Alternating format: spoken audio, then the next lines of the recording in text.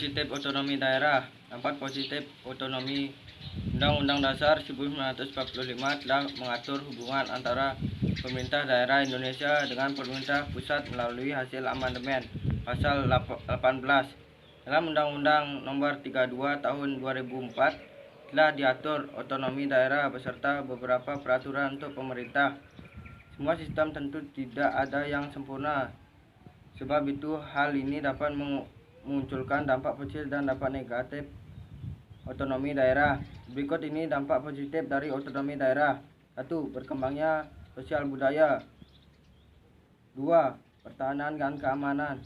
3. Memberikan potensi untuk daerah berkembang. Dampak negatif otonomi daerah. Dampak negatif otonomi daerah pada sistem daerah tentu memiliki keterangan yang mana setiap kebijakan pasti memiliki dampak positif dan dampak negatif ekonomi daerah bagi masyarakat dan pemerintah Indonesia. Jika Anda sudah mengetahui dampak positif seperti yang ada di atas, sekarang saatnya satu daerah yang miskin akan sulit berkembang. 2. Menimbulkan konflik antar daerah. 3.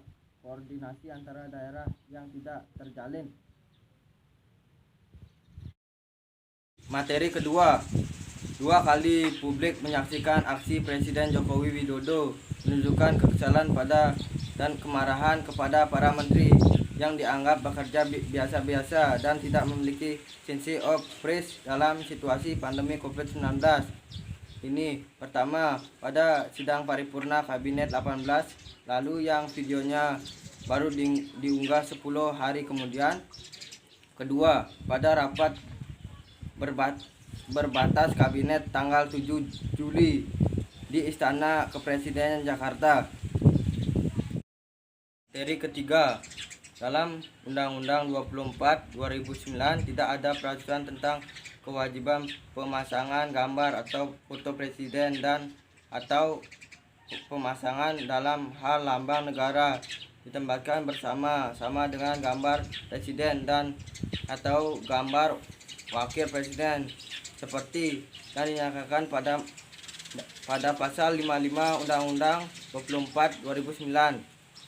Dalam hal lambang negara ditempatkan bersama-sama dengan bendera negara, gambar presiden dan gambar wakil presiden.